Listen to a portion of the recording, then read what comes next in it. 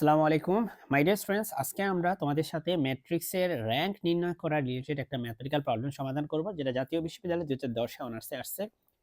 তোমরা একটা ম্যাট্রিক্স দেখতে পাচ্ছ, আমরা এই ম্যাট্রিক্সটার র‍্যাঙ্ক নির্ণয় করব। চলো আমরা একটা আলাদা খাতায় সেটা করি। ম্যাট্রিক্সের র‍্যাঙ্ক নির্ণয় করার জন্য প্রথমে আমি ম্যাট্রিক্সটা তুলে নিছি। এবার দেখো, এটাকে ইচালন আকারে নিয়ে যেতে হবে। যদি তুমি ইচালন আকারে নিয়ে যেতে পারো তাহলেই হচ্ছে র‍্যাঙ্ক নির্ণয় করতে পারবা। সেজন্য এখানে তুমি 0 আনবা, এই জায়গায় 0 আনবা। এখানে তো অলরেডি 0 আছেই। ইচালন আকারের ক্ষেত্রে প্রথমে এই জায়গায় 0 হতে হবে, এই জায়গায়ও 0 হতে হবে, এখানেও 0 আসতে হবে। তাহলে আর প্রথম যে রোটা আছে সেই রোতে কোনো প্রকার পরিবর্তন হবে না।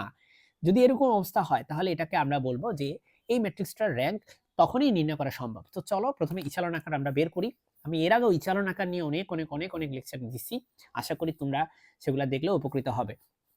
ডিয়ার স্টুডেন্টস, আমরা প্রথমেই দেখো, এটা তো শূন্য আছেই, তাই এই রকম এই সারিতে কোনো পরিবর্তন করব না। আমরা শুধু 2 নাম্বার সারিতে পরিবর্তন করব। তাহলে ইচালন আকারের যে চিহ্ন সেটা এরকম দিয়ে দিলাম।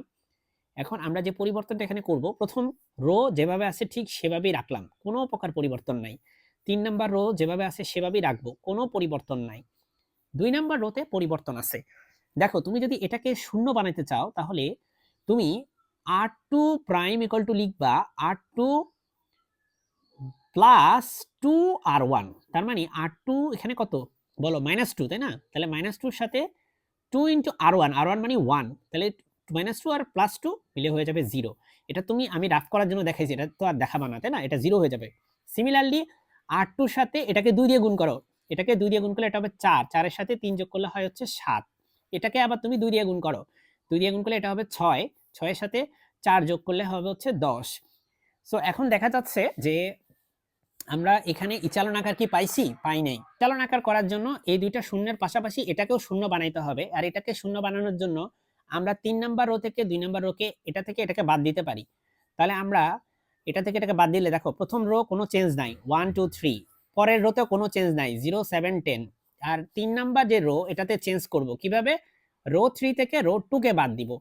তাহলে রো 3 থেকে রো 2 কে তুমি বাদ দাও। রো 3 মাইনাস রো 2 বাদ দিলে তুমি দেখতে পাচ্ছ যে 0 থেকে 0 বাদ দিলে হয় 0, 7 থেকে 7 বাদ দিলে হয় 0, 10 থেকে 10 বাদ দিলে হয় 0।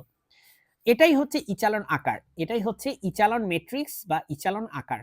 ঠিক আছে? সো ইহাই ইচালন আকার। এখন মাই ডিয়ার স্টুডেন্টস, আমরা জানি যে ম্যাট্রিক্সের র‍্যাঙ্ক হচ্ছে ইচালন আকারের দিকে তাকাবা তুমি, তাকাইছি। তাকানোর পরে এখানে কয়টা অশূন্য রো আছে। এই রোটা কিন্তু অশূন্য রো। তার মানে এই রোতে ভুক্তিগুলো কি 1 2 3। সো এটা একটা অশূন্য সারি বা অশূন্য রো।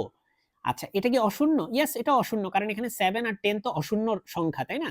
0 টা শূন্য হলে কি হইছে? এটাও অশূন্য। আর এটা হচ্ছে শূন্য সারি, এটা হচ্ছে শূন্য সারি। কেন? কারণ যেই সারির প্রত্যেকটা ভুক্তিই শূন্য সেটাই শূন্য সারি।